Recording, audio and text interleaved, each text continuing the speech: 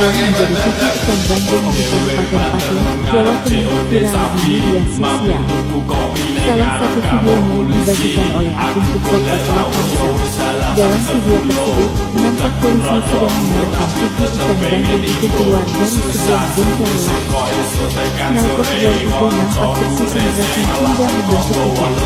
Sejumlah warganet pun beramai-ramai memberikan komentar tugu dari knalpot Brom tersebut.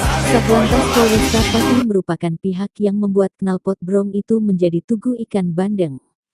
Tugu itu lantas dipasang di bundaran air Mancur sebelah barat alun-alun Pati, Jumat tanggal 12 Januari tahun 2024. Kasat Lantas Polresta Pati, Kompol Asfauri mengatakan, monumen ikan bandeng tersebut berukuran panjang 11,5 meter dan tinggi 2 meter. Tugu itu terdiri dari 4.031 knalpot Brom hasil razia Satlantas Polres Pati dalam 4 bulan terakhir.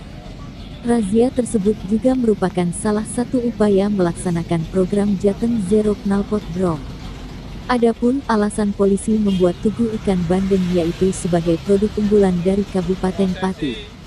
Kami buat monumen ikan bandeng karena bandeng ini produk unggulan khas Pati, ungkap Asfauri, dilansir dari Tribun Banyumas, Jumat. Asfauri menjelaskan tugu ikan bandeng ini dibuat dalam kurun waktu 10 hari oleh pengrajin di Rendole, Pati. Dengan adanya tugu dari knalpot Brom ini, Asfauri berharap bisa menjadi pesan pengingat kepada para pengendara sepeda motor.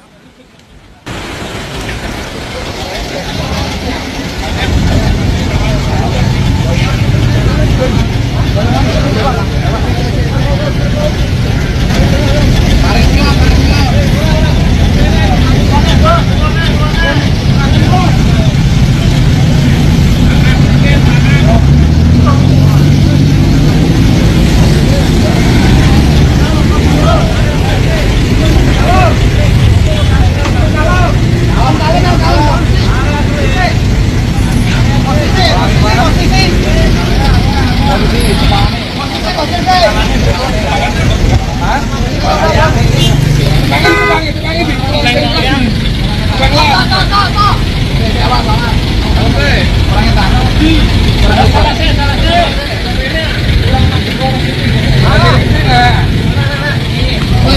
orang